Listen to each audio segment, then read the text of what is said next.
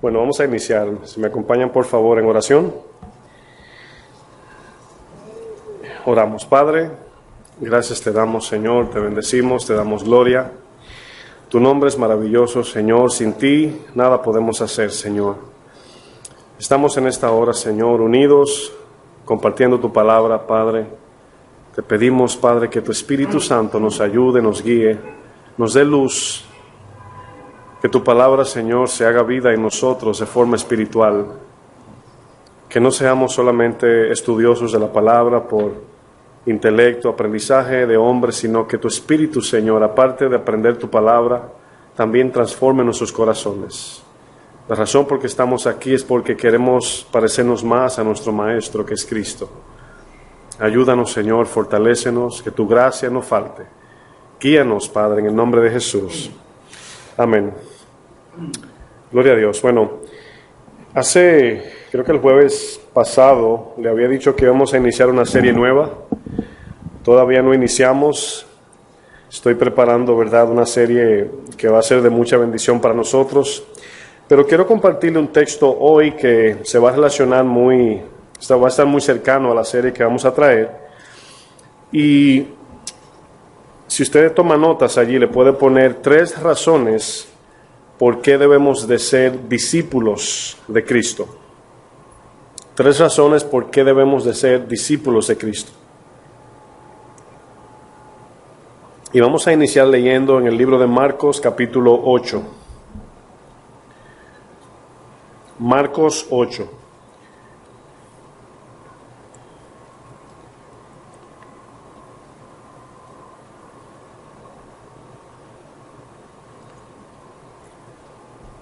Muchas veces nosotros, como iglesia, escuchamos suficientemente la palabra negarnos, ¿verdad? Niégate a ti mismo. Y muchas veces, si no tenemos un balance en el estudio de la palabra, podemos llegar a pensar que el Señor nos llamó solamente a ser tipo maniquí, ¿verdad? A sufrir y no tener un buen tiempo, a gozarnos, a tener paz, alegría, a disfrutar. Y parece a veces que cuando estamos trayendo la palabra, como que deja entender eso, ¿verdad? Como que el Señor no quiere que disfrutemos. Y si puedo decir, es la razón inicial del amor, que sí quiere que disfrutemos la vida. El problema es que por causa de la caída, por causa del pecado, no estamos, o el plan de Dios no es que disfrutemos acá ese estilo de vida, aunque aún así podemos tener gozo, paz, felicidad, pero no debemos de poner todo nuestro empeño, entorno y todo nuestro esfuerzo en los placeres terrenales. El discipulado es algo que muchos también piensan que es para algunos en la iglesia, para los hombres, ¿verdad?, no para las mujeres. Cuando se dice a la imagen de Cristo, a lo mejor hay mujeres que dirían, bueno, los hombres deben de ser a la imagen de Cristo. Y lo que Cristo modeló, si ustedes notan, no tenía género. El modelo de Cristo es algo que no tiene ni género masculino ni femenino, sino que en todo el Señor mostró sabiduría, mostró misericordia, mostró su amor, su servicio, etc. Recuerdo que tenía una conversación con alguien hoy y esa persona está teniendo batallas con una persona, un ser querido, que tiene una actitud muy arrogante, muy fuerte. Y esa persona me preguntaba, me dice, ¿cómo puedo hacer para tratar con esta persona? Y en ese momento yo pienso en Cristo, ¿verdad? Bueno, esa persona hay que tener amor, hay que tener gentileza, vamos a decir amabilidad al hablar, y hay que tener pureza, esas 3. Amor, amabilidad y pureza. Bueno, Cristo reflejó esos 3. Cuando hablamos con alguien que puede ser un potencial de prueba para nosotros, debemos llamar a esa persona primeramente. Que lo que yo quiero para mí, bíblicamente hablando, lo quiero para esa persona. ¿Por qué necesito la amabilidad? Porque tengo que hablar con respeto, porque si amo a esa persona, le tengo que hablar con amabilidad. Y la tercera, ¿por qué pureza? Porque la persona que me va a hablar a lo mejor no es cristiana y no me va a hablar con la pureza con la que Cristo habló. Entonces, esas 3 me llegaba a la mente así, me llegó así tan fácil, pero no no era que lo tenía grabado, sino al ver a Cristo, inmediatamente pude ver ese carácter en el Señor. Y es lo que el Señor quiere que se forme en nosotros: amor, amabilidad y pureza. Y esos tres es para relacionarnos con los demás. No importa quién sea, raza, género, estatus social, no tiene que ver. Y el Señor, en su sabiduría, a través de su palabra, nos enseña a través de su modelo, cómo Él caminó, quién Él es, las promesas. Es un conjunto de cosas que nos hacen amar a nuestro Señor. Y a veces cuando pensamos en el discipulado, como que pensamos más en algo como soldados. Vamos a la guerra a pelear por nuestra nación, debemos de quitarnos todo el cabello, ir a un lugar donde los familiares no estén con nosotros y olvidarnos de la vida, ¿verdad? Bueno, honestamente no debemos de mirar el discipulado de esa forma. Si usted está tomando notas, estas son las 3 razones por qué debemos de ser discípulos de Cristo. Número 1, la vida. Número 1, la vida.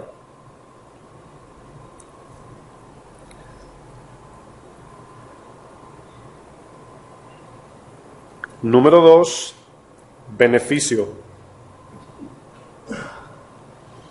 Número 2, beneficio. Y número 3, juicio. Número 3, juicio. En el libro de Marcos, capítulo 8, vamos a iniciar leyendo del verso 35 hasta el 38. En ese texto vamos a ver las 3 partes de la vida, el beneficio y el juicio. Antes de leer, quiero dar un poco de introducción a lo que me refiero con esas 3 razones por qué debemos de ser discípulos. Yo quiero hacer una pregunta y me gustaría que usted la analice en su mayor capacidad, ¿verdad? Como usted pueda, me la responda. Con una palabra, ¿cuál es el fin, verdad, del propósito de Dios según su palabra? ¿Cuál es el fin? Si usted me puede decir en una palabra, ¿cuál es el propósito? ¿Cuál es el fin de todo lo que Dios está haciendo a través del Evangelio, la iglesia, sus servidores, la muerte de su Hijo? Una palabra, si pudiéramos resumir, ¿cuál es? ¿Quién me dice? Vida. ¿Qué más? Salvación, que es vida, es lo mismo. ¿Qué más? Una palabra para resumir el propósito central de Dios. Amor. ¿Quién más?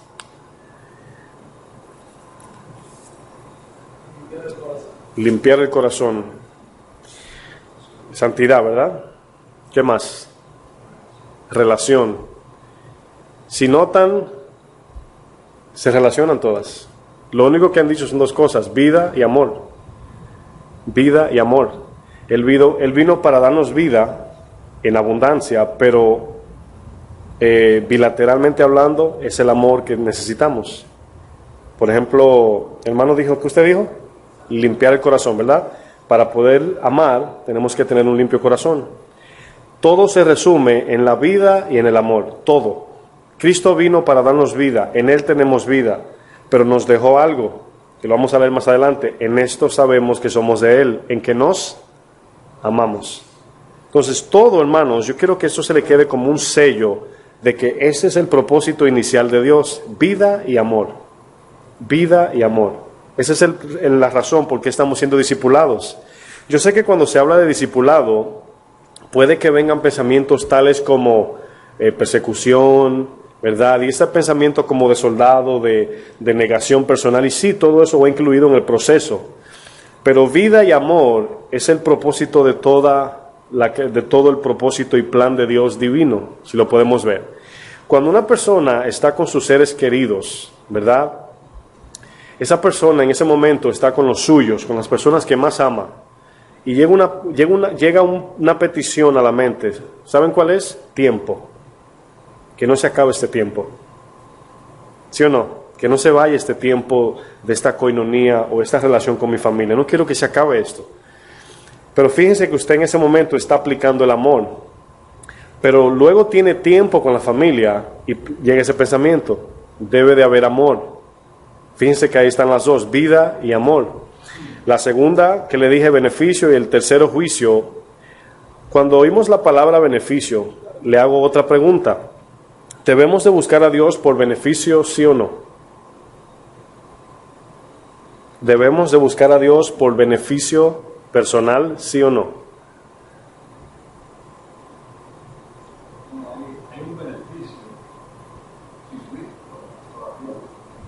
La pregunta sigue igual, porque eso es una forma de negociar la respuesta. ¿Sí o no?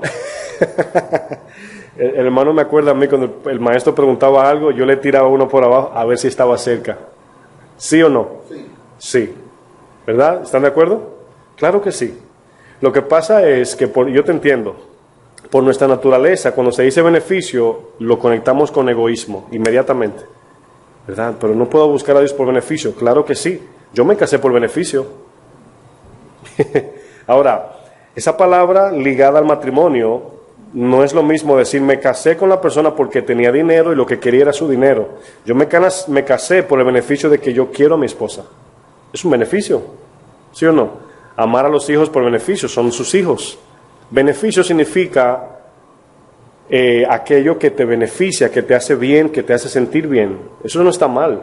Incluso cuando Jesús habla de buscar el bien y las riquezas, Él no dice, no busques riquezas.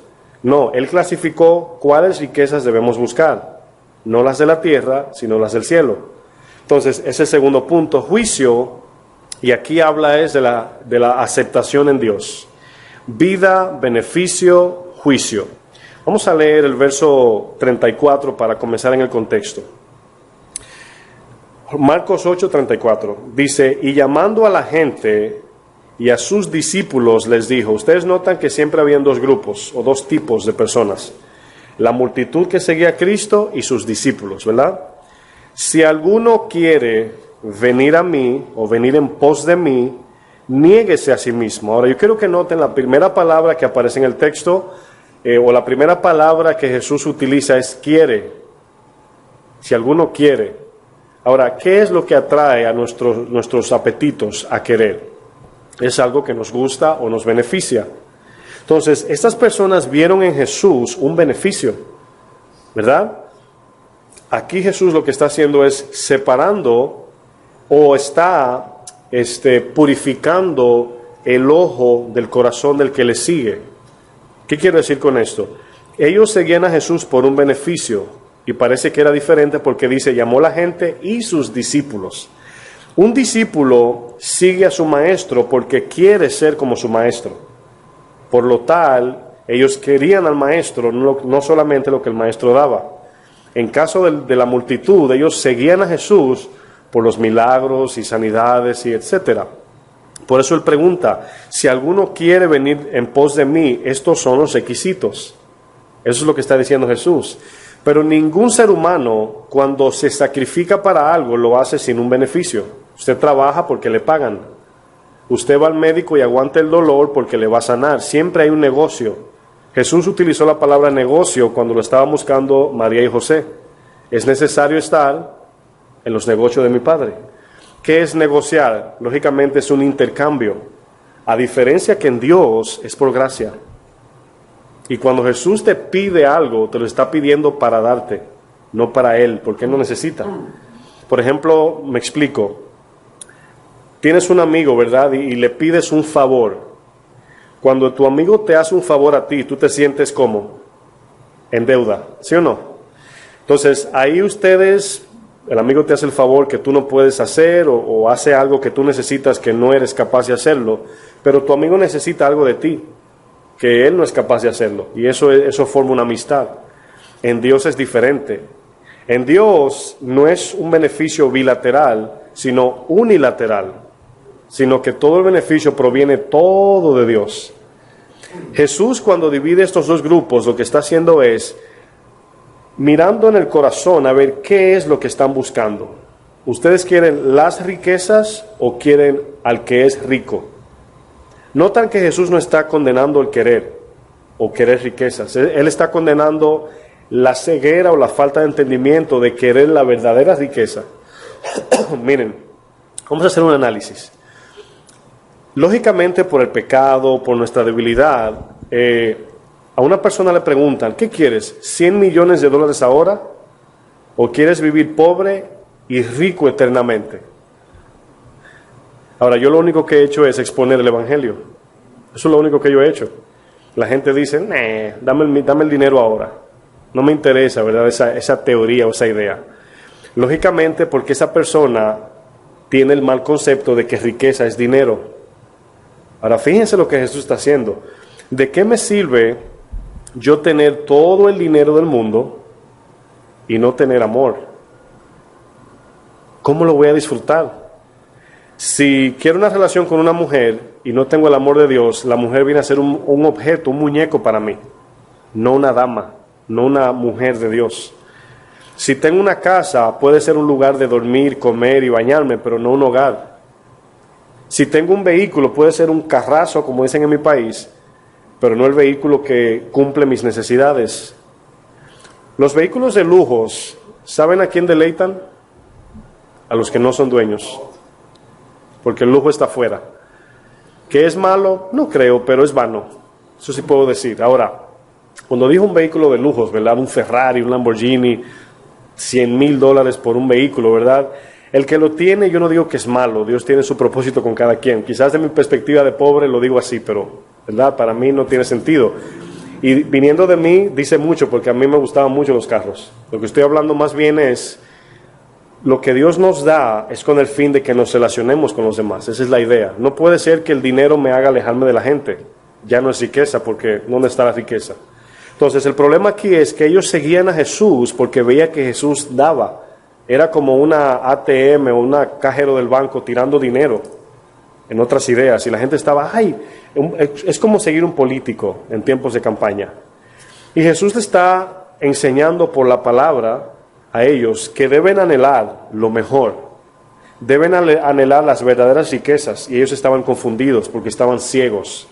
Cuando Adán, el Señor le dijo, no comas de este árbol, ese árbol representaba, esa fruta, representaba la muerte, la pobreza, la enfermedad, todo lo contrario a la riqueza. Cuando usted dice, esta fruta está rica, en nuestra perspectiva nos estamos refiriendo al sabor nada más. Pero sabemos que la comida de hoy hasta daño hace. Cuando decimos esto es rico, está diciendo en sabor y en vida. O sea, me bendice en salud y sabe bueno. Esa era la idea de la plenitud de vida. Ese gentío seguía a Cristo porque estaban buscando su beneficio personal, pero estaban errados en su corazón. Amaban más lo terrenal que al mismo Cristo. Por eso le dice, si alguno quiere venir en pos de mí, niéguese a sí mismo. Ahora, ¿qué quiere decir aquí negarse, hermanos? Lógicamente la negación se está refiriendo, niega los deseos erróneos de tu corazón. Y cuando vengas a mí, te voy a purificar para que puedas anhelar los deseos puros de Dios. Esa es la idea de negarnos. Luego dice, y tome su cruz. Ahí va a haber un conflicto porque al dejar de anhelar lo terrenal nos va a doler. Y luego dice, y sígame. Ahora quiero iniciar en el 35. Ese verso lo vamos a conectar con la vida. Fíjense lo que dice Jesús, hermanos, muy importante. Dice, porque todo el que quiera salvar su vida. Quiero iniciar diciendo lo siguiente. Efesios dice, ningún ser humano aborreció su propia carne. Es imposible que usted venga hoy, por ejemplo, a la reunión y busque la postura de su cuerpo más incómoda para sentarse. ¿Verdad que no? Usted no haría eso. Sino que cada momento usted se mueve porque se cansa de un lado y se acomoda del otro. Cuando usted va a elegir qué comer, usted elige lo mejor, lógicamente hasta donde le alcanza. Cuando va a comprar, según su concepto, ustedes eligen lo mejor. Y siempre el ser humano está buscando lo mejor. Ahora, el mundo está en guerra porque eso se ha convertido en algo subjetivo. Lo mejor para mí, quizás en el mundo, no es lo mejor para ti. Y por eso dice Santiago 4, ¿de dónde vienen los pleitos? ¿No es de vuestras pasiones? Pero ¿qué pasa si el mundo entero puede anhelar lo mejor que es Cristo? Lo voy a llevar a una historia así, la voy a parafrasear solamente. Cuando menciono los nombres usted se va a identificar. Marta y María. ¿Se acuerdan de la historia? Marta afanada en los quehaceres y María sentada a los pies de Jesús. Y Jesús le dice a Marta, Marta, Marta, afanada estás. Y luego dice, María ha escogido la mejor parte. ¿Notaron allí la diferencia que Jesús hizo? Y Marta le dice, Señor, ¿no te da pena que María no me ayuda a arreglar la casa?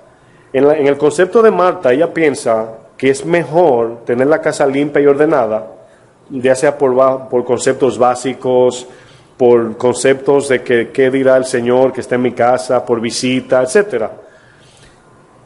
Y María está a los pies de Jesús, y Jesús dice, ella ha tomado la mejor parte, pero fíjense lo que dice luego, y no le será quitada. Quiere decir que no solamente Cristo es mejor, sino que no se nos será quitado. Usted puede tener algo que puede ser lo mejor en concepto terrenal. Yo tengo el mejor carro, la mejor casa, el mejor traje, pero se nos será quitado. Un día se acabará, no importa qué tan bueno sea. Mientras que Cristo, que representa la vida, la plenitud de vida, a veces se nos hace difícil mirar a Cristo como ese galardón. Y yo lo entiendo porque lo vamos conociendo poco a poco. Qué tan bueno, qué tan grande, qué tan amoroso, qué significa Cristo para mi vida. Eso es un progreso que vamos adquiriendo poco a poco. Pero decimos, ¿qué quieres? ¿Dinero o quieres a Cristo? Muy pocos dirían Cristo. Muy pocos, especialmente con una deuda pendiente. Y allí vemos en la historia de Marta y María que Jesús le dice, María escogió lo mejor. Ahora, ¿qué representan esas dos mujeres? El amor al mundo y el amor a Cristo. Y les estoy hablando de la iglesia, porque estaban representativamente en la casa con Cristo. Entonces, esta multitud representa, un grupo representa a Marta y otro grupo representa a María. Pero notan que el grupo de María era bien pequeño, el que representa a María, el grupo que quería a Cristo, muy pequeñito, porque era un concepto que había que ser valiente para negarse, tomar su cruz y seguir a Cristo. Pero yo estoy seguro, hermanos, no solamente nosotros, el mundo entero quiere vida. Si usted le preguntaría allá afuera a la gente, ¿qué es lo que más le tienes miedo? Y la mayoría te va a decir a morir. La mayoría de las personas. Un funeral es algo muy penoso, ¿verdad? Y todo el mundo quiere vida. Tenemos la historia del hombre necio, del hombre que tenía riquezas, que estaba acumulando y luego quería hacer los graneros para vivir larga vida, y luego dijo, alma, gózate. Fíjate que es el beneficio de su alma. Gózate, alma mía, porque larga vida tienes. Ahora, ¿quién le dijo a ese hombre que él no iba a morir nunca? Su concepto por amar lo terrenal. Es el concepto del mundo, que nadie cree que se va a morir nunca. Hablamos con el mundo y nadie piensa que se va a morir. Incluso te dirían, ay, no mencione eso, muchacho. Olvídate de eso, que yo no estoy pensando en morirme ahora. Pero todos vamos a morir. Lázaro fue resucitado y volvió y murió. Entonces Jesús aquí, hermanos, entiende que la gente anda buscando vida, calidad de vida, larga vida. Y por eso es que Jesús, si podemos ver Juan 10:10, si me acompañan allá, él sabiamente dice en Juan 10:10, ahora quiero que noten el contraste. Juan 10:10 dice, el ladrón no viene sino para robar, matar y destruir.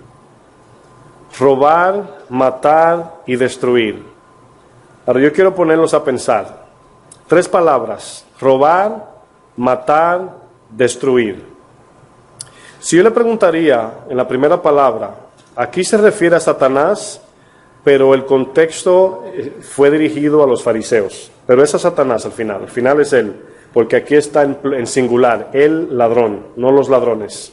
Pero ellos, como eran hijos de Satanás, operaban bajo el espíritu que dice Efesios 2, bajo la obediencia a Satanás. Pero el ladrón está hablando en singular.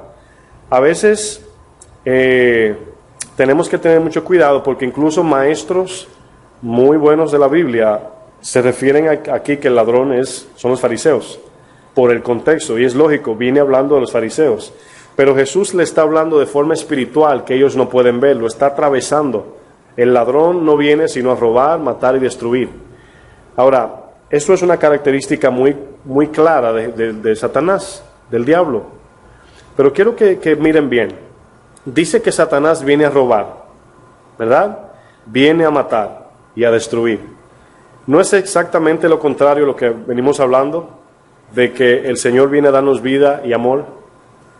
Ahora, ¿qué es lo que viene Satanás a robar? Que es la palabra hurtar. Quiere robarse la riqueza que Dios nos quiere dar. Quiere quitarnos aquello que nos bendice. Eso quiere robar el gozo del cristiano, quiere robar la paz del cristiano, quiere robar la alegría, la felicidad, todo lo que Dios da que es bueno. Pero yo quiero que piensen en lo siguiente: ¿cómo es que Satanás roba? Es ofreciendo algo, es negociando contigo, esa es la idea, es dándote otra cosa que parece felicidad o paz o gozo, que no es. Y cuando caemos en esa trampa, perdemos la verdadera paz y el verdadero gozo. Luego dice matar. Lógicamente Satanás quiere que muramos física y espiritualmente, sin Dios. Y luego dice, y destruir. Quiere destruir las familias, la iglesia. Satanás en su naturaleza quiere robar, matar y destruir. Pero fíjense a qué vino Jesús. Dice, yo he venido para que tengan vida. La palabra vida aquí, si ustedes notan, está hablando en calidad. Vida, como dicen por ahí que hay personas que están vivas que no viven. Hay personas que están vivas pero no viven. Porque una cosa es estar respirando y otra cosa es viviendo la vida.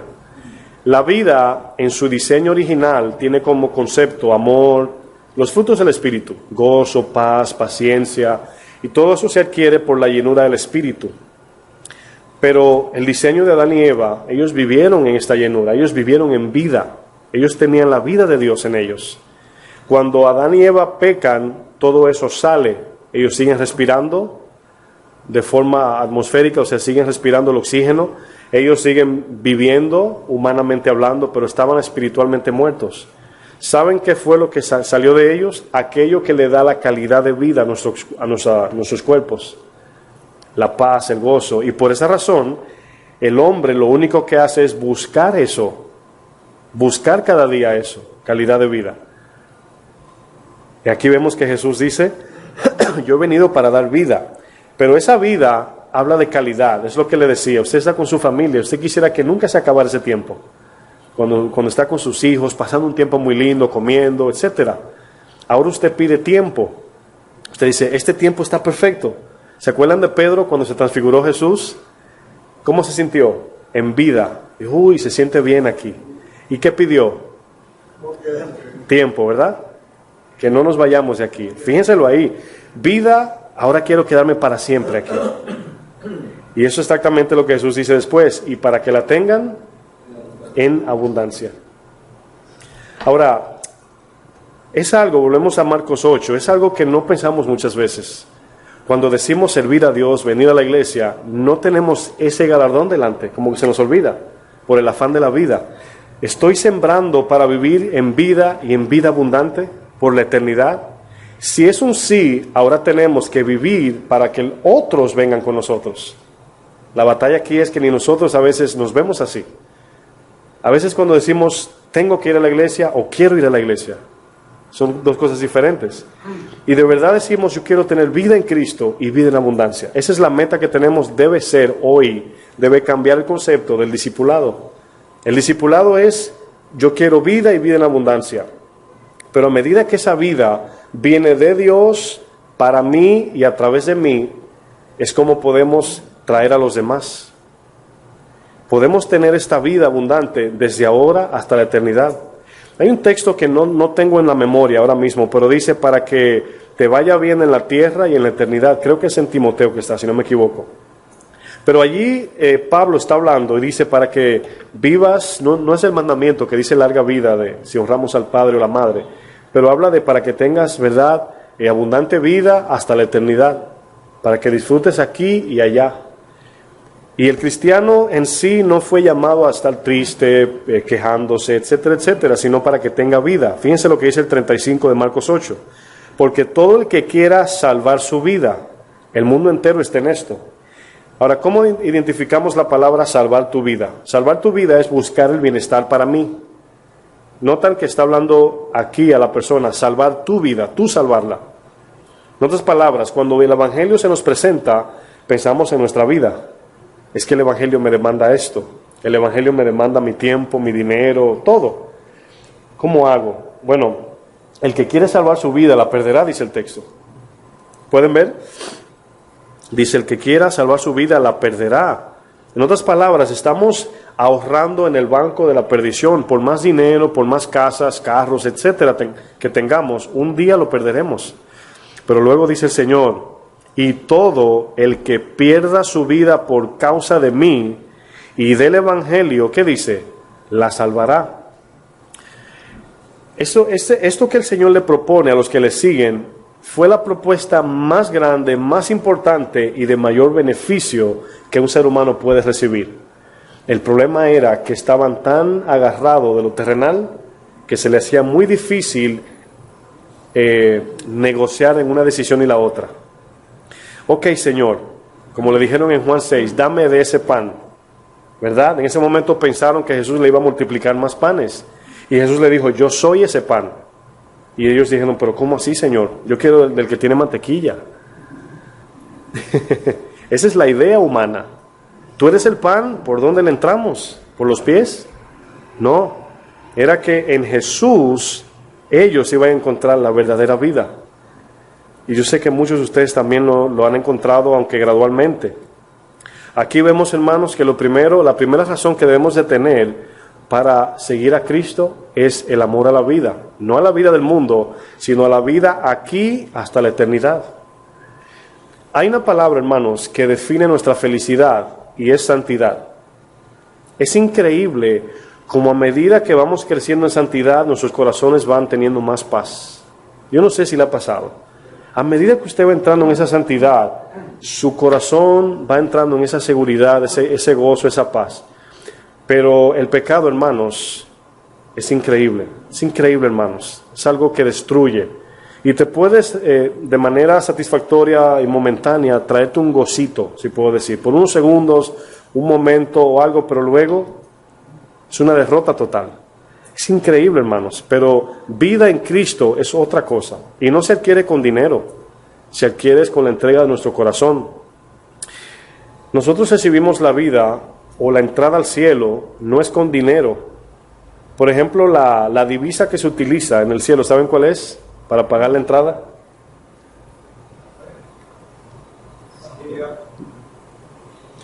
Fíjense cómo rápidamente le atribuimos a nuestras obras la entrada al cielo. Nada que ver con nosotros. ¿Cuál es la divisa para entrar al cielo? Piensen en el sacerdote para entrar a la presencia de Dios y se van a dar cuenta seguido. La sangre. La divisa para entrar allá es la sangre de Cristo. La marca que el Señor mandó a poner en los postes y dinteles allá en Éxodo 12 es la que tenemos por el Espíritu nosotros. Y cuando el Señor nos mire, espiritualmente hablando, tenemos esa marca. Exactamente. Nadie viene al Padre sino por mí. La divisa de entrar al cielo, cuando lleguemos allá, nos hacen una pregunta y se la voy a hacer a ustedes. ¿Qué usted le diría? Es una pregunta muy buena. ¿Qué usted le diría a Dios, aparte de muchas gracias, cuando lo vea la primera vez? Le estoy haciendo preguntas que parecen simples, parecen muy simples, pero no lo son. Porque esa respuesta nos puede decir, aunque usted me diga la que no es, no importa, pero piense, ¿qué usted le va a decir? La primera vez que ve al Señor, aparte, Señor, muchas gracias, ¿verdad? Vamos a poner esa a un lado, porque es la popular. ¿Qué le vamos a decir a Dios cuando lo veamos cara a cara, que Él te diga, buen siervo fiel, entra?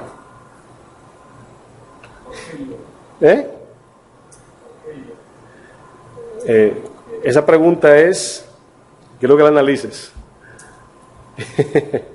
Es una pregunta natural del ser humano. Porque, ¿se acuerdan lo que dije el domingo? Que la pregunta nunca comienza de abajo para arriba, sino de arriba para abajo. Pregúntate eso otra vez, Dios mirándote. ¿Qué vio Dios en ti? Nada. Entonces, es una pregunta irrelevante, ¿sí o no? ¿Por qué yo? No hay un yo ahí. Es la última pregunta. Y es la pregunta que yo le llamo la pregunta paradójica. Comienza en Dios, ¿verdad? ¿Cómo comienza Juan 3:16?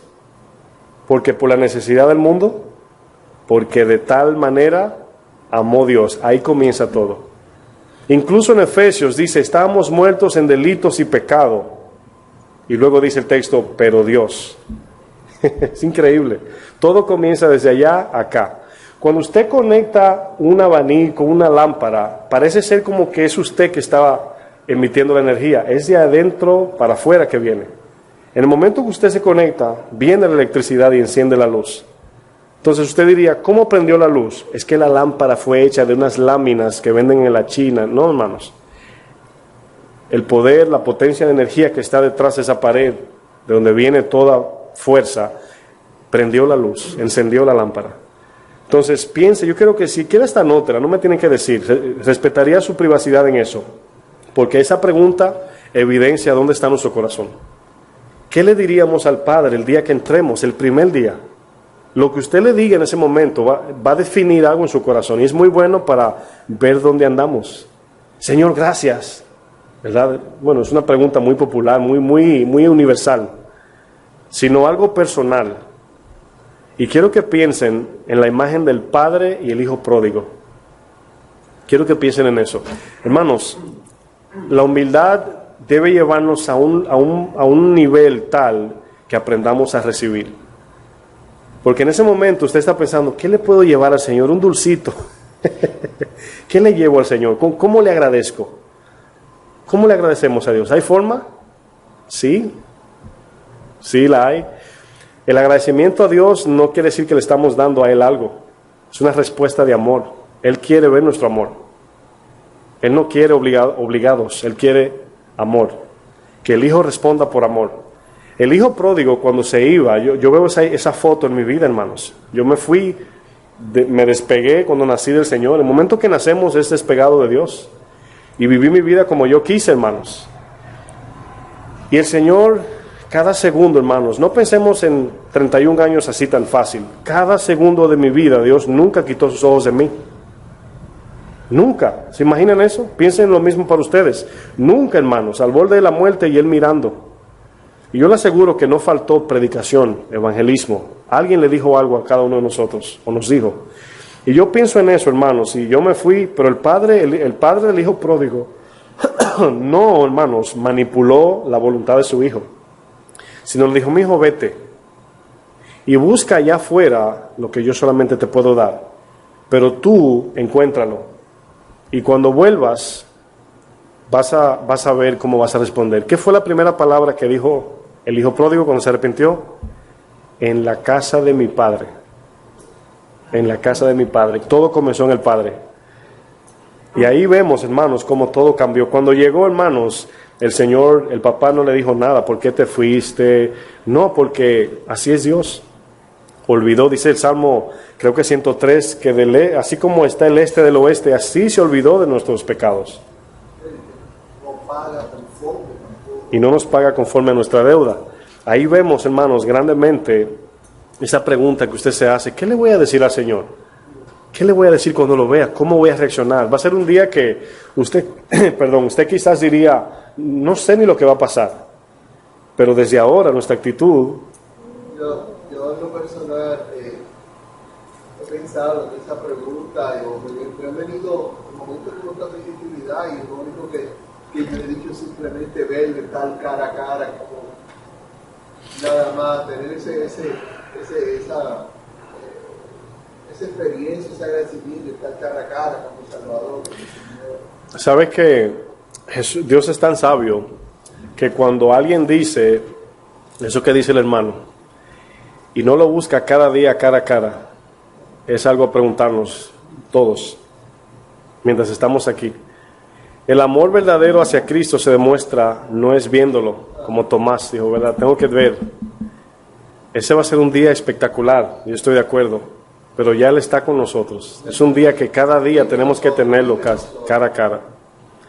Es cada día, porque hay cosas, miren, ustedes se van a sentir, se van a dar cuenta de que a veces decimos cosas y como que hay algo le contrarresta a lo que usted dice. A mí me pasa igual, yo no le gano una a Dios. Créanme, hermanos. O sea, cuando decimos algo que creemos que estamos bien, viene una respuesta que es lo menos que esperamos. Y no es porque yo lo estoy diciendo, es porque la palabra es la palabra de Dios. Esas personas, como dice Edwin, yo también pienso igual que tú. O sea, no me hace más. Yo también pienso así. Ese día, pero si ahora no lo queremos cara a cara, allá, no sé cómo responder eso. Desde ahora, Exactamente. Miren lo que dice, hermanos. Vamos al segundo punto del beneficio. Vamos al 36. Vida, beneficio y juicio. Marcos 8:36 ahora. Ahora, fíjense que hablamos de beneficio, de aprovechamiento, ¿verdad? Dice aquí, porque ¿qué aprovechará el hombre si ganare todo el mundo y perdiere su alma? ¿O qué recompensa dará el hombre por su alma? En otras palabras, ¿cómo le pagaríamos a Dios en recompensa de nuestra alma? Una de las cosas que se nos olvida es que todo le pertenece a Dios. Es algo que se nos olvida mucho. Y en este texto podemos ver qué le puede dar el hombre a Dios por su alma. ¿Cómo le compramos la vida a Dios? Es imposible. Es una pregunta irrelevante en el sentido lógico. Es algo que uno diría, ¿cómo? El hombre que tenía todo ese dinero, que iba a ser los graneros, le dijo, alma mía, gózate, porque muchos bienes tienes. Dice el Señor que en esa noche le vieron a pedir el alma. Todo eso que él tenía no le alcanzaba.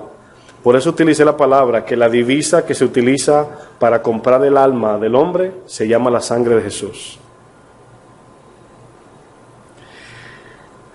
Hay un decreto sobre los que son descendientes de Adán. ¿Hay algunos aquí? Todos, ¿verdad? Ese decreto se llama condenación, muerte eterna.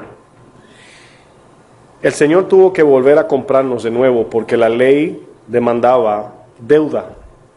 Cuando se rompe la ley, usted tiene que pagar una multa, ya sea con su vida en la cárcel o con dinero. Y usted y yo, hermanos, teníamos esa deuda. Muchos pueden argumentar y decir, pero fue Adán que pecó, yo no. Está bien. Nosotros somos herederos del pecado. Eso es lo único que heredamos. En Juan 8, los fariseos le dicen, nosotros somos hijos de Abraham. En otras palabras, heredamos la salvación. Y lo único que heredamos verdaderamente, hermanos, es el pecado. Es en la condición que todos hemos caído. Pero vemos, hermanos, que este texto nos pregunta, ¿cómo vamos a comprar nuestra alma? ¿Cómo le pagamos a Dios por lo que le pertenece a Él? No hay forma.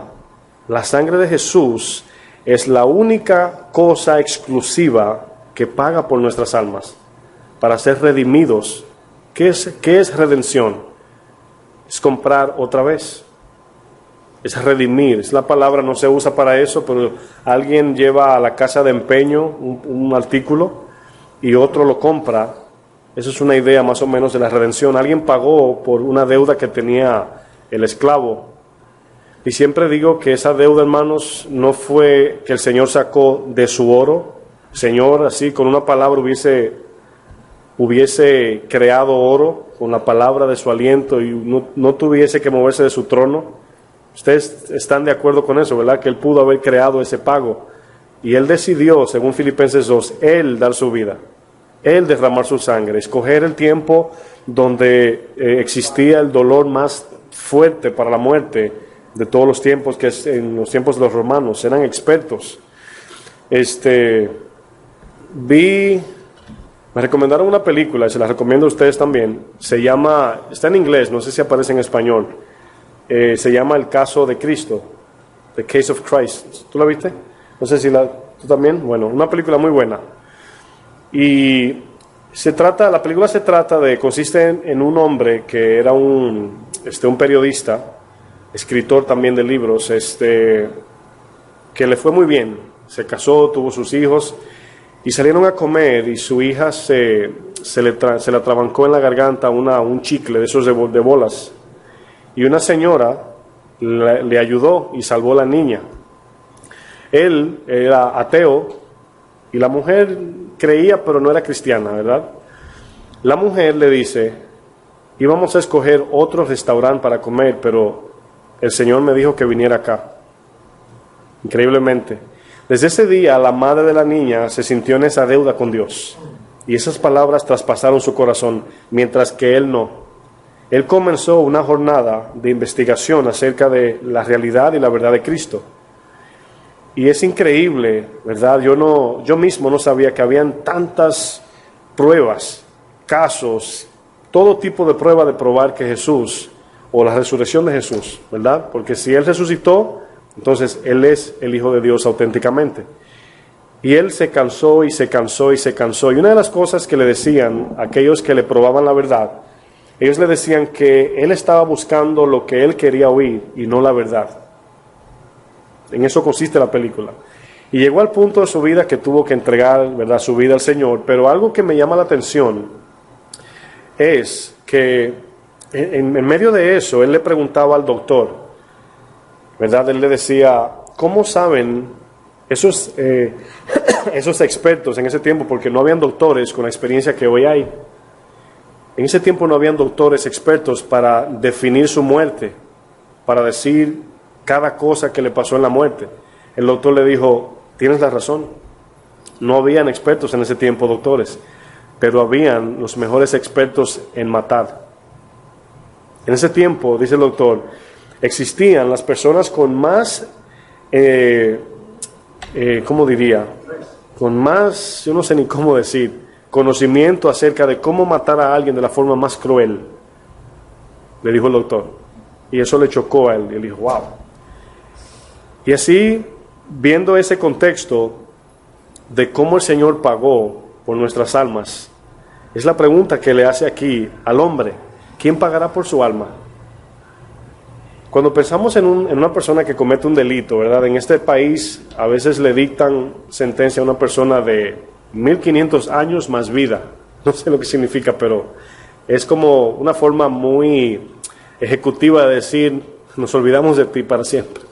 Porque 150 años más vida, no sé qué quiere decir eso, pero lógicamente ellos en esa sentencia lo que están diciendo es lo que merece la persona que cometió ese delito.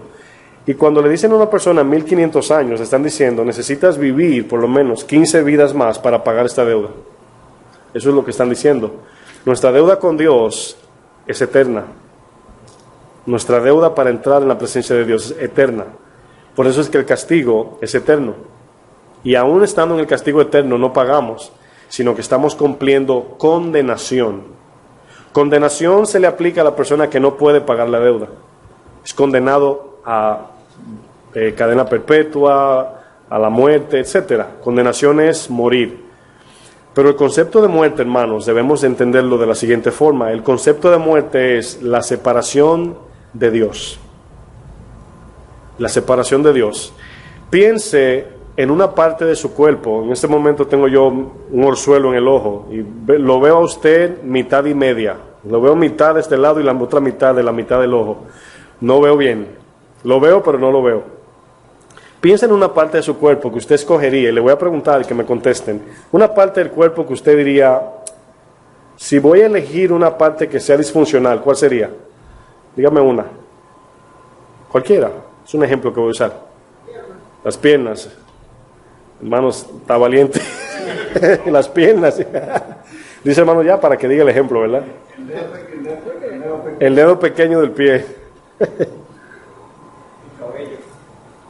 Sin cabello, ¿verdad? Está buena esa. Bueno, podemos decir cosas, ¿verdad? Pero cada cosa que usted quita le va a hacer falta, ¿verdad? Parece que Luis dijo algo como significante, pero para él no. Porque yo sé, ¿qué tiempo tú duras peinándote? No es broma. No es broma. Pero cualquier cosa que quitemos, podemos vivir sin eso, ¿verdad?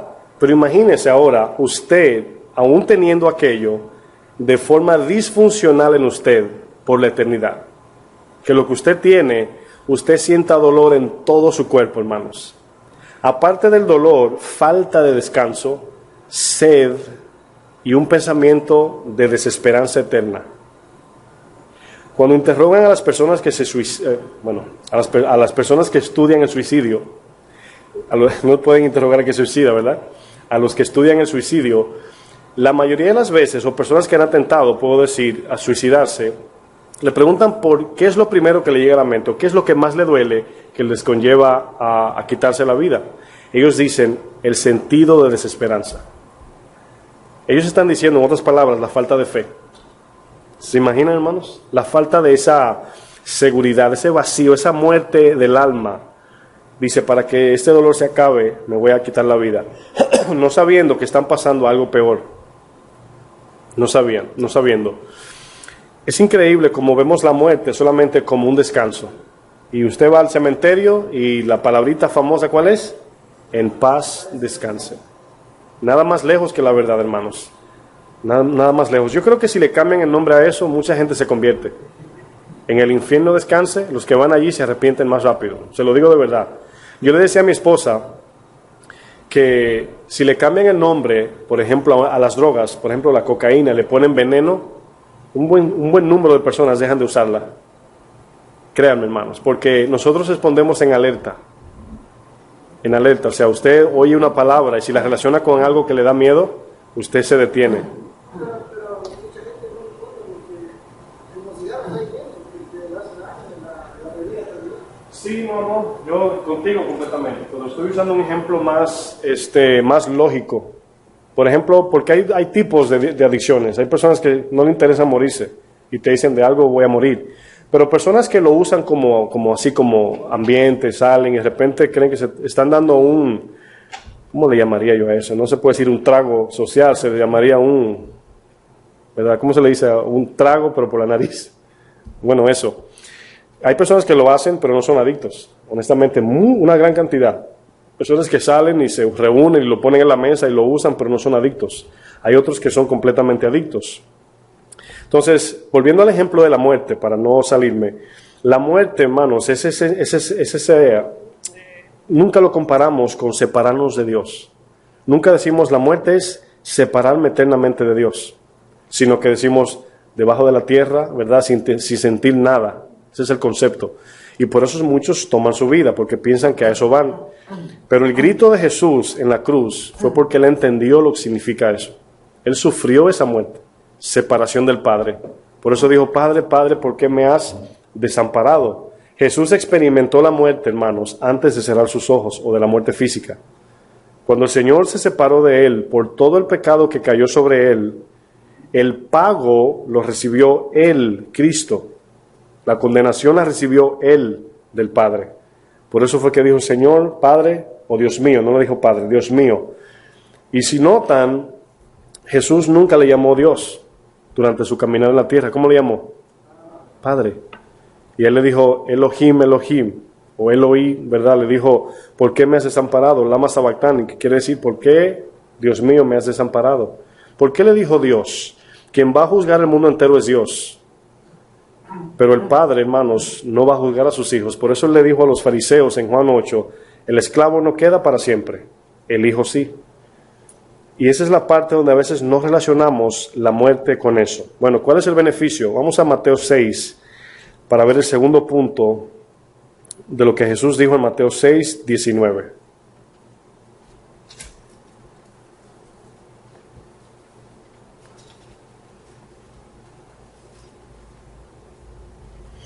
Yo quiero que noten en esos textos que Jesús no está diciendo que no hagamos tesoros.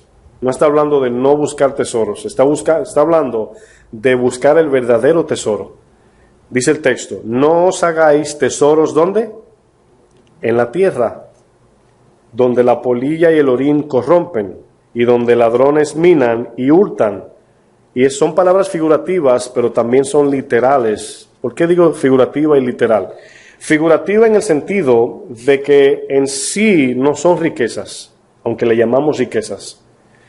Pero es literal porque sí, el dinero se acaba, la ropa se lo come la polilla, todo lo que tenemos, pero en sí no es riqueza eso.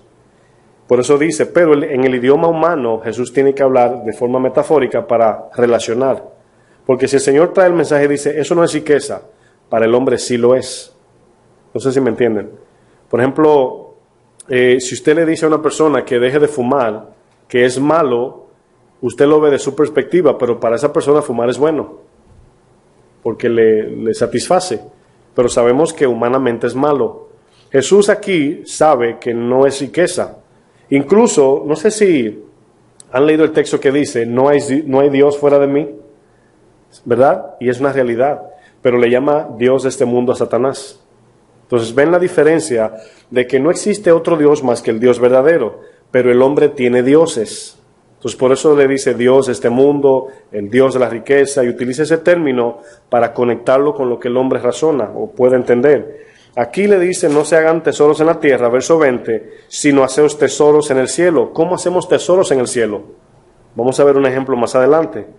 Dice, donde ni la polilla ni el orín corrompen, y donde ladrones no minan ni hurtan, porque donde esté vuestro tesoro, allí estará también vuestro corazón. Y aquí el Señor está trayendo el corazón del que está escuchando el mensaje. En otras palabras, fíjense que luego habla de la lámpara del cuerpo, que es el ojo, es el deseo del corazón.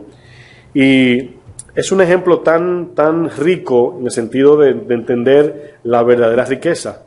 Ahora, ¿cómo podemos hacer riqueza en el cielo? ¿Cómo podemos acumular riquezas en el cielo? ¿Cómo podemos depositar en el banco del cielo? Como por ahí dicen, ¿verdad? No es con dinero. Aunque el dinero está incluido de una manera espiritual, no sé si me doy a entender, o sea, el usted traer aquí $1,000, usted no está ahorrando en el cielo. Pero cuando el Espíritu le dice a usted que ofrende, usted está agradando a Dios. ¿Ven las dos connotaciones? Donde el hombre puede utilizar algo terrenal y torcerlo para su beneficio, pero a la vez tiene una verdad escondida allí. ¿El no ofrendar es pecado? ¿No es pecado? No, dígame, tu entendimiento es válido. ¿Por qué no?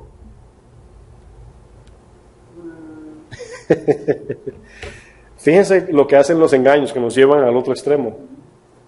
Entonces, por eso es que también Dios, con relación a nosotros, nos pidió de ser lavada y todo.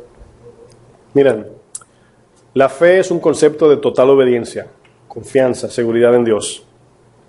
El dinero es un tema tan profundo y es por nuestra codicia humana.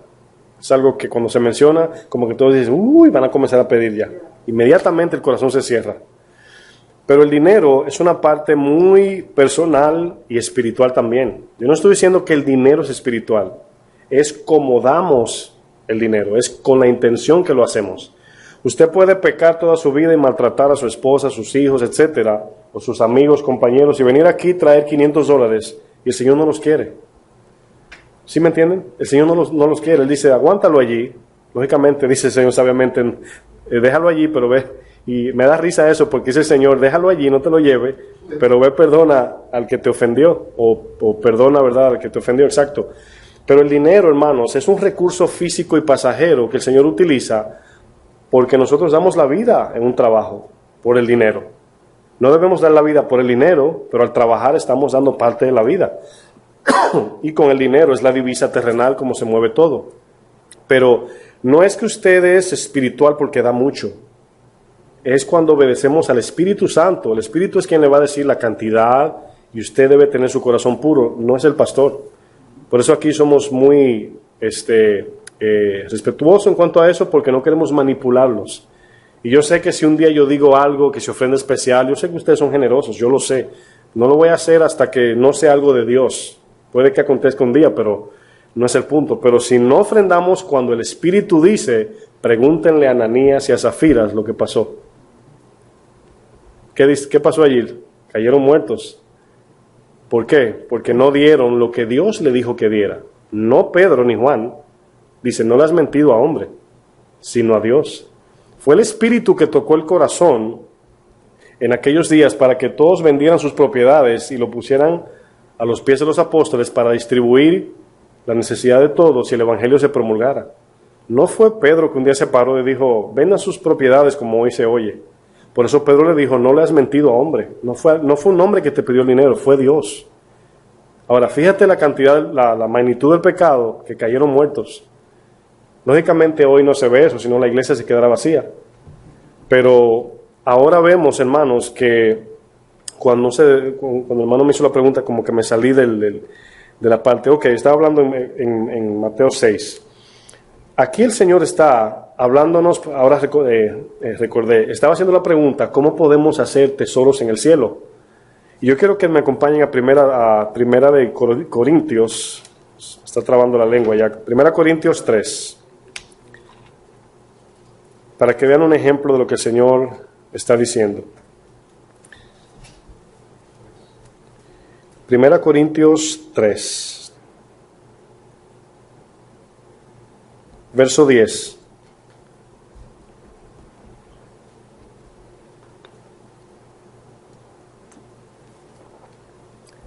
Dice el texto: conforme a la gracia de Dios que me ha sido dada, yo como perito arquitecto puse el fundamento y otro edifica encima, pero cada uno mire cómo sobreedifica.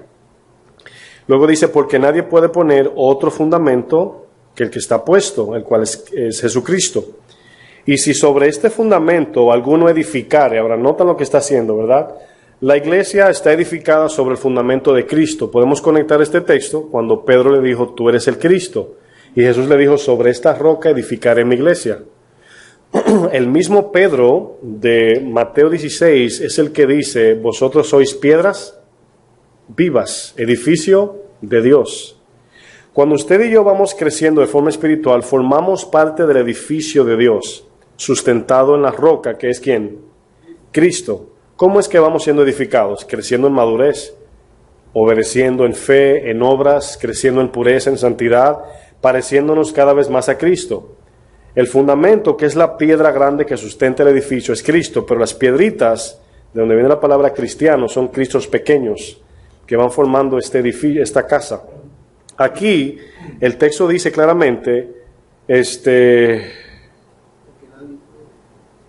11, ¿verdad? Porque nadie puede poner otro fundamento, verso 12, y si sobre este fundamento alguno edificare, y hace aquí diferencia de elementos, oro, plata, piedras preciosas, o madera en hojarasca, dice: la obra de cada uno se hará manifiesta, porque el día la declarará. El día está hablando de aquel día cuando el Señor juzgue a la iglesia conforme a las obras cristianas, no el juicio del trono blanco, sino aquí es el tribunal de Cristo.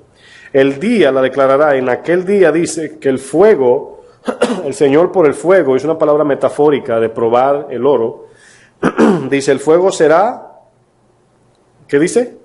Será revelado. En otras palabras, cuando usted le enciende fuego a una madera, se consume, ¿verdad? Pero cuando usted enciende el fuego al oro, no se consume. Quiero que noten la combinación que el Señor hace. Aquí hay dos elementos.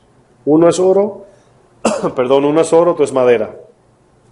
Pero todavía aquí podemos ver que la madera representa las obras del hombre. El oro representa la obra de Cristo. Y es casi una imagen del arca, donde todo fue hecho, del tabernáculo, todo fue hecho de madera, pero estaba cubierto de oro. En aquel día nosotros iremos a la presencia de Dios, pero su presencia no nos matará por la cobertura de la sangre de Cristo. Eso es lo que está diciendo aquí. Entonces, aquí este texto nos dice cómo edificamos encima del fundamento de Cristo. Por mis obras somos Ismaeles o Isaacs. Esa es la idea. ¿Es por obra de hombre o por la obra de Cristo en mí? Eso lo vamos a estudiar en una serie que vamos a traer el domingo, iniciando este domingo, hablar de cómo podemos nosotros vivir en esa fe sana que produce fruto, no en obras muertas del hombre, sino en frutos. Y luego dice el 14, si permaneciere la obra de alguno que sobreedificó, ¿recibirá qué? Recompensa. Si la obra de alguno se quemare, él sufrirá pérdida, si bien él mismo será salvo, aunque así como por fuego. Lógicamente se está hablando de una persona que hizo, vamos a pensarlo así, sirvió a Dios, pero la mayoría de su servicio eran obras, vamos a decir, de la iglesia, etcétera. No permaneció en la vid. Y en aquel día el Señor va a sacar la lista. Bueno, todo esto que hiciste, lo hiciste tú en tus fuerzas, pero esto lo hiciste en mí. Y ahí va a haber una balanza. Y dice que nos va a dar recompensa por el oro, no por la madera. Por eso dice el texto, Él será salvo, porque no somos salvos por obra, pero sí seguimos en la fe, creyendo en el Señor. ¿Y cuántas cosas hacemos que no son de Dios, aún siendo bíblicas? Podemos, por ejemplo, de repente el domingo yo anuncio, ¿verdad? Vamos a salir a evangelizar, pero Dios no mandó a hacer eso. El mundo, el que está afuera, dice, esa gente están haciendo la obra de Dios, ¿sí o no? Pero Dios no nos dijo que fuéramos. Entonces, en aquel día, cuando se saque la lista, ¿verdad? Del tal fecha, el 10 de noviembre, saliste a evangelizar y yo no te mandé. Señor, pero la Biblia lo dice. Sí, pero yo no te mandé. A eso se refiere aquí, como edificar sobre la roca, la dirección de la rema de Dios, haciendo la voluntad del Padre. Bueno, quiero que vayamos al tercer punto para cerrar, y es el juicio. Hablamos de 3 razones de por qué debemos de ser discípulos: vida, beneficio y juicio. Vamos a volver a Marcos 8 y al verso 38.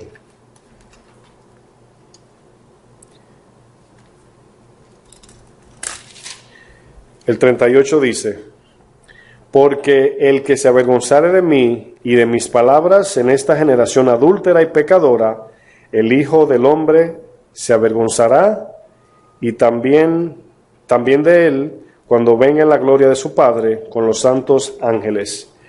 Estas 3 cosas que hemos podido ver acerca de las razones por qué somos discípulos, lógicamente queremos la vida, queremos el beneficio de Dios, pero no queremos el juicio de Dios. Esa es la tercera razón por qué seguimos al Señor. Y yo quiero que vayamos a Primera de Juan, y vamos a ver este texto vamos a cerrar con este texto como práctica de cómo no deshonrar a nuestro Señor. Primera de Juan 2, del 1 al 11, vamos a leer. El juicio es algo que naturalmente nadie quiere, mucho menos de Dios.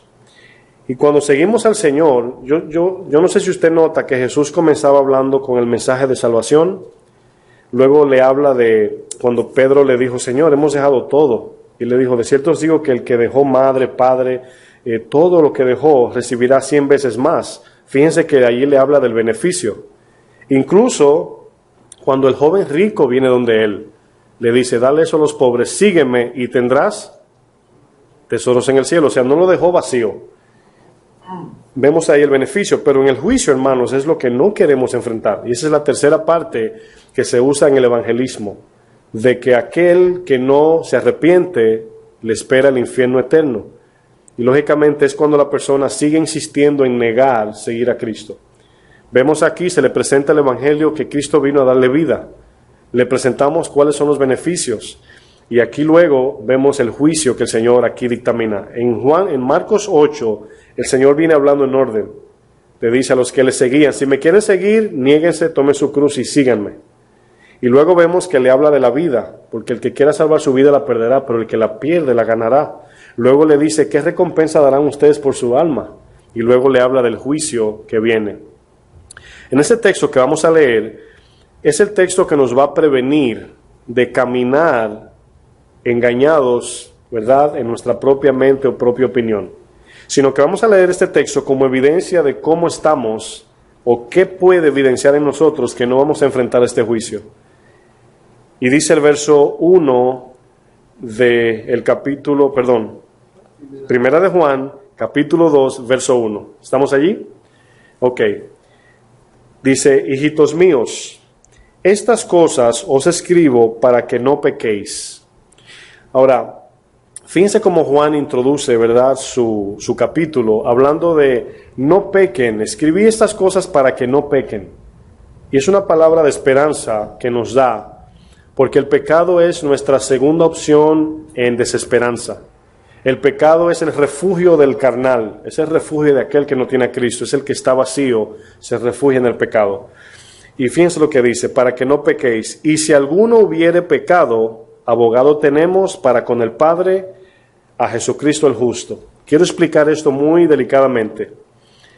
Estas cosas os escribo, y está hablando lógicamente del texto 1. Está hablando de, si notan, la palabra de vida, Dios es luz. Comienza a hablar cómo es Dios, cómo sabemos que estamos en Dios. Y habla del arrepentimiento, de aquel que peca tiene que arrepentirse. Pero iniciando el 2, dice: todo esto lo escribo para que no pequéis. ¿Qué quiere decir esto?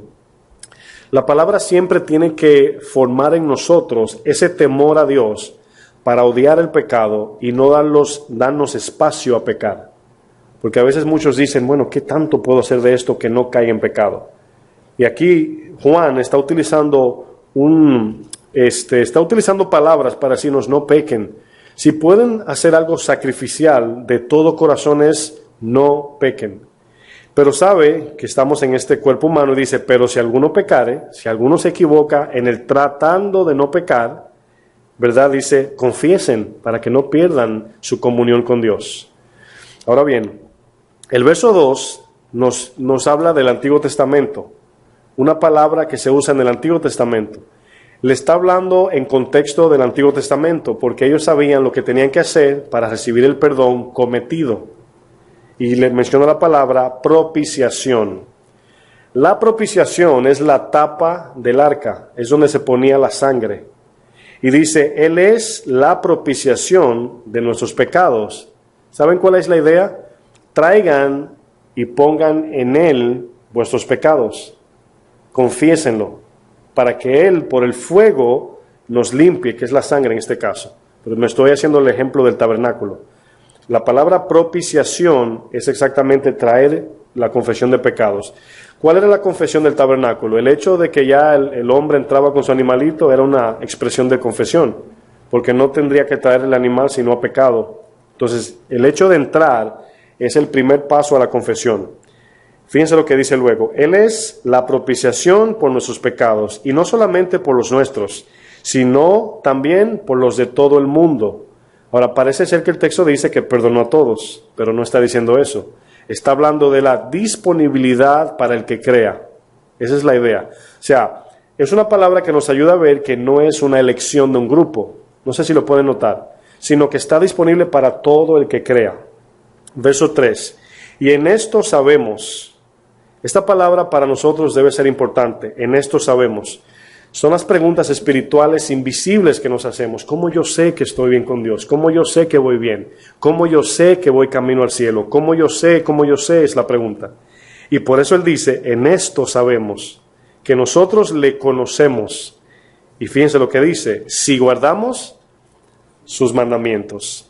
Este libro enfatiza el mandamiento de amar a Dios con todo nuestro ser y al prójimo como nos amamos a nosotros. Esa es la centralidad de Primera de Juan, o de los libros de Juan.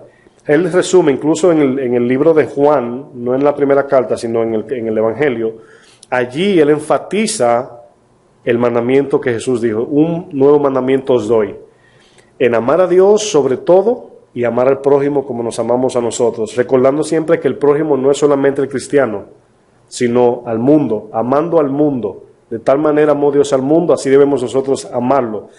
Pero van a notar que en el amor mutuo de hermanos está la demostración de la luz de Dios en nuestras vidas, cómo nos tratamos, cómo nos llevamos, al punto que lleva al mundo a mirar nuestra conducta entre nosotros, en que si un hermano está enfermo, damos nuestro tiempo, nuestro dinero, lo que haya que dar por ese hermano. Si un hermano tiene una necesidad, ahí estamos. Esa es la identidad que Primera de Juan hace.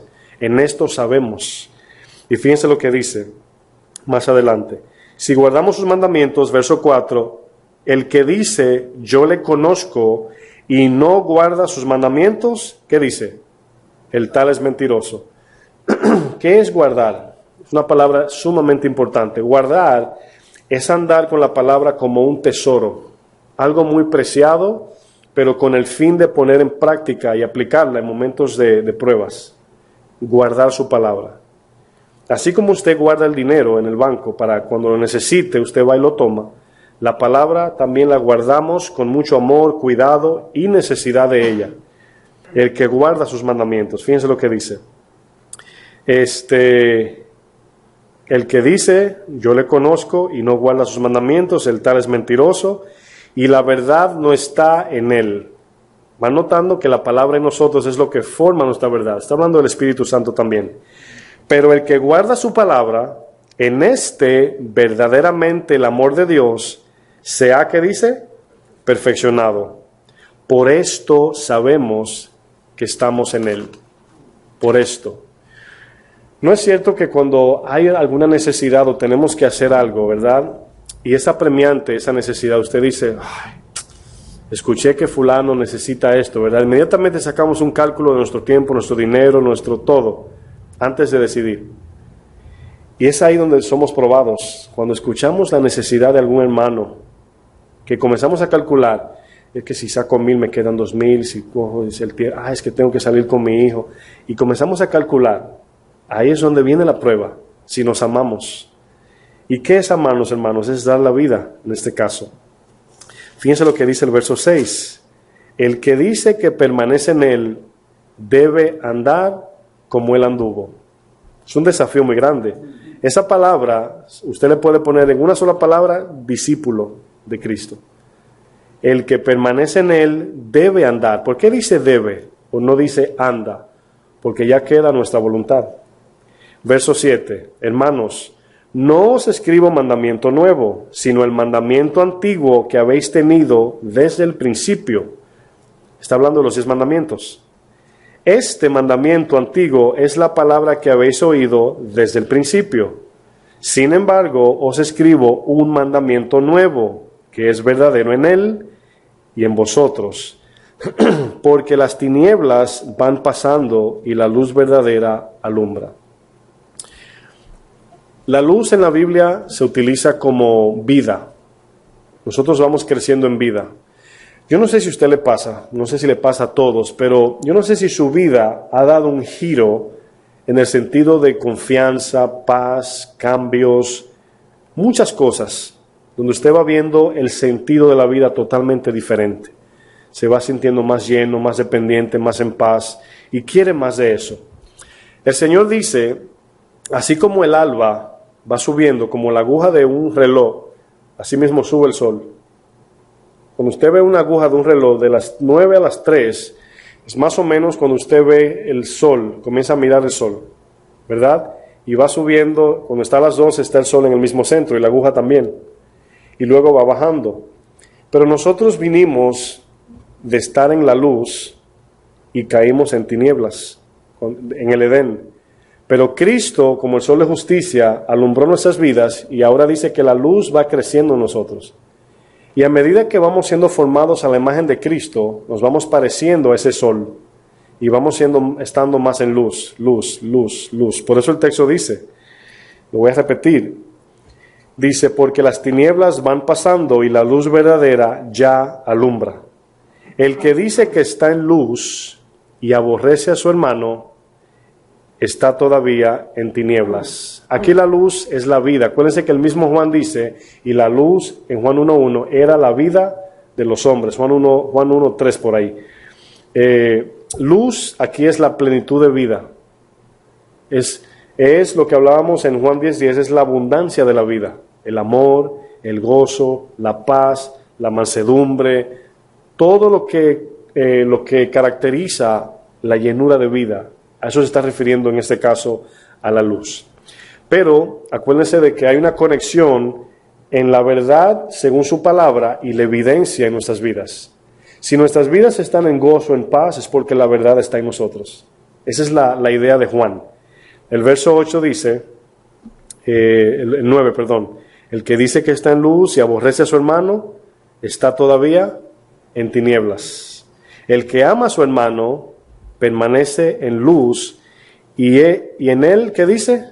No hay tropiezo. 11. Pero el que aborrece a su hermano está en tinieblas y anda en tinieblas y no sabe a dónde va, porque las tinieblas le han cegado los ojos. Ojos aquí habla de su entendimiento, ¿verdad?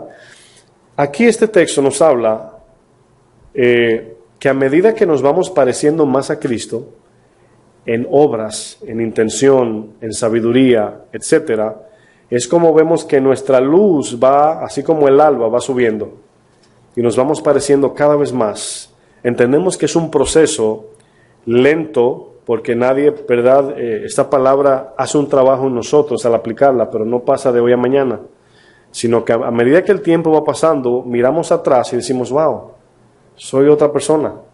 Pero no nos dimos cuenta porque es tan gradual, tan lenta la transición. Es como la minutera del reloj, que usted nunca ve cuando se mueve. Usted mira y no la puede ver moverse, pero usted quita la mirada y vuelve a mirar y la ve que está en otro lugar.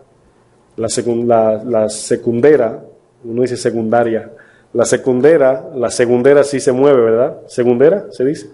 Bueno, esa sí usted la ve, ¿verdad? Pero la otra usted no puede verla, es despacio que se va moviendo. Bueno, es una idea mirando cómo nuestras vidas van en esa transición de cambios.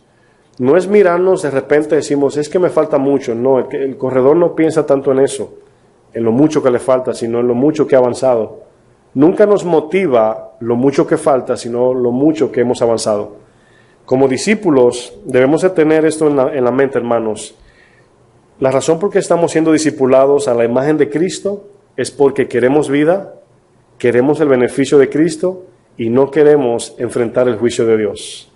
Pero a medida que nuestra vida va cambiando, se va transformando y tenemos la vida de Cristo, esa misma vida en nosotros produce ese amor por los demás. Y fíjense cómo la vida de Dios en mí impacta a los demás.